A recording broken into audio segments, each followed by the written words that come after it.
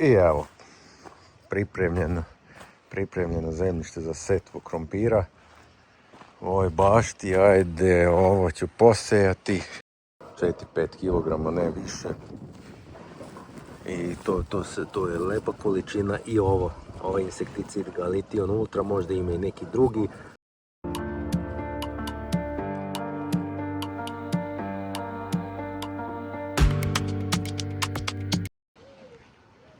Znači najbitnija stavka je semenski krompir.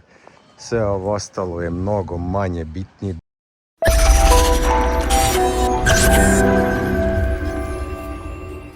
I prošlo mjesec i po dana od onog prvog videa. Evo ga, početak maja. I evo ga je krompir. I ja idu u ovom drugom delu da pričamo o 4 operacije koje već u ovoj fazi treba da su urađene ili treba uraditi, ali u svakom slučaju nešto što je jako bitno, neke stvari koje su jako bitne da bi se krompir zaletao, da bi krenuo onako kako to valja. Ajmo redom. Znači ono što sam ja uradio već u ovoj bašti, a pokazat ću i onoj drugoj bašti kako radim, to je da kao prvo korov ide, to bez problema, mnogo bolje ide nego krompir. Znači treba čistiti redovno, ne treba sačekati da ne znam koliko da se zakorovi. Mada sam ja tu na nekim mjestima već malo zapostavio. U svakom slučaju, znači prvo je što treba čistiti protiv korova, drugo treba opet nagurati zemlju, još jednom nasipati, još jednom napraviti ovo brdo oko krompira. To treba što veće da bude, što bolje da prekrije gnezdo. I treća stvar koja je možda najbitnija, treba prskati protiv plamenjače i nekom prihranom. Protiv plamenjače sam ja sad koristio Funguran OH, to je bakar obični. Možda se i vidi tu na listovima, samo da vidim. Ne vidi se onako plavi kamen, evo tu se vidi. Znači pazite samo jako na dozu da ne bude prejako. I prihrana preko lista, išao sam Vuxal Superom. Znači sve ja gledam što jednostavnije da bude, ja Vuxal Super koristim apsolutno za sve i na njivi i tu u bašti. Najviše, ako nađem na nešto zanimljivo da probam, ali Vuxal Super je osnova. I onda je to ovako izgleda.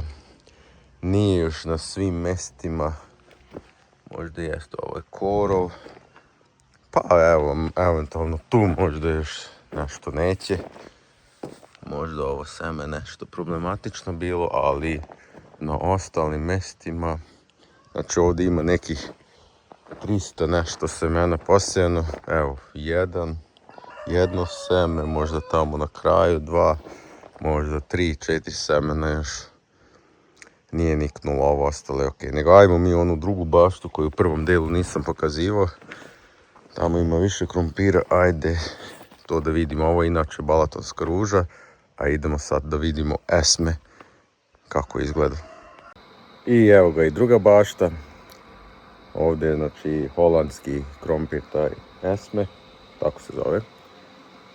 I kao što vidite, ovo esme onako neće onako lepo da raste na gore, nego malo na sve strane ide.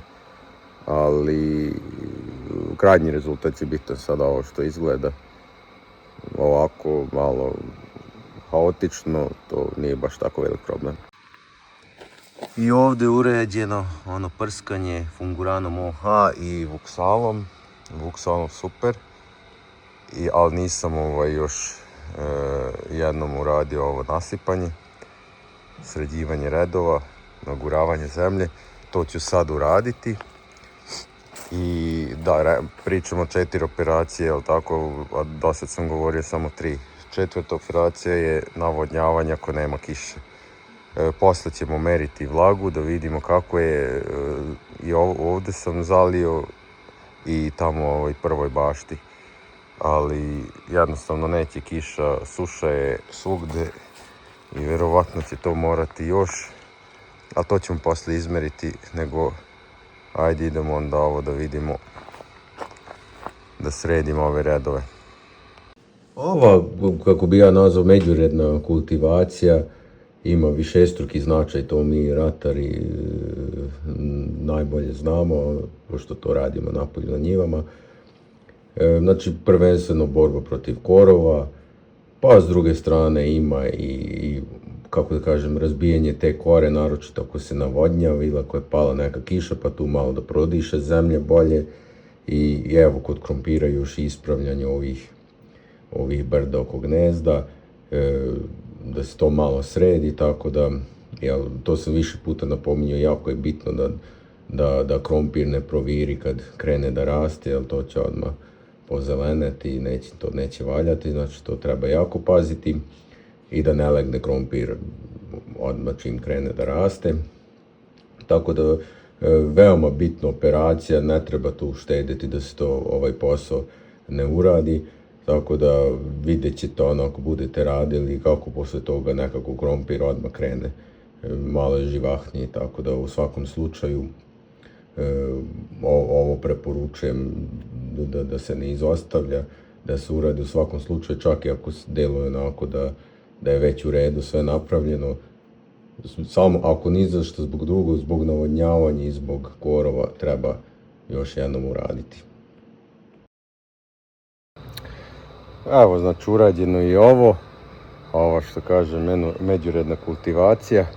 Ostalo je još jedino da proverim koliko je vlaga unutra u zemljištu, da vidim da li treba, koliko hitno treba, sigurno treba, ali koliko hitno mi je zalivanje ili navodnjavanje. Imam ovaj merač, u mojim videima već više puta sam pokazivao, mada u tim ratarskim videima na njivi, u baštanskim još nisam.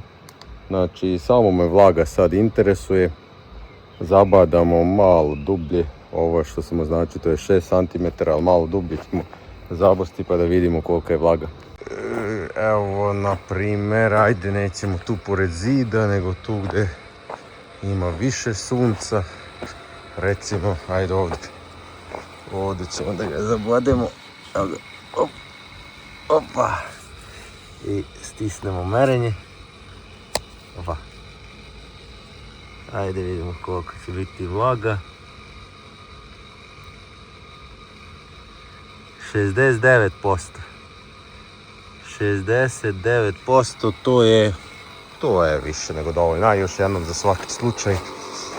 svaki slučaj, da ne bude da sam negde, možda sam ubao baš negde gde je slučajno tako velika vlaga. Ajmo još jednom. Inače, od 50% pa naviše je sve dobro. Tako da, ajde vidimo ovdje. 90%. 90%, da vidimo kakav je vrh. Jel pomokra, na još jedno mjesto, ajde. Recimo ovdje. Ajde. Ajde vidimo. Znači od 0 do 30 to je katastrofa, od 30-50 već treba zalivati, a sve preko 50 je dobro, 80%. Znači uspjelo je ono moje zalivanje. Tako da, ovo što se tiče vlage, ovo je dobro. To je to bio taj kratak video u ovoj nekim operacijama koje treba uraditi kada već krompir krene. Da bi to što bolje krenulo, što veći zalet uvatio, tako da, ali idemo dalje. Ovo borba protiv plamenja će dalje se nastavlja, znači još jednom treba prskati sigurno, ali neću da preterujem sa prskanjem, znači, ali verujem da, u stvari ubeđen sam da još jednom treba. Navodnjavanje jako treba paziti da ne padne vlaga u zemljištu i prihrana preko lista nekim prirodnim materijalima treba na svakih 10 dana, ali to u sljedećim videima. U ovom videu sam teo da pokažem ove 4 stvari koje treba uraditi. Tako da, to je to, vidite kako izgleda krompir. Vidjet ćemo sad, ajde, prođe par nedelje pa kako to izgleda, tako da vidimo se za par nedelja. Pozdrav!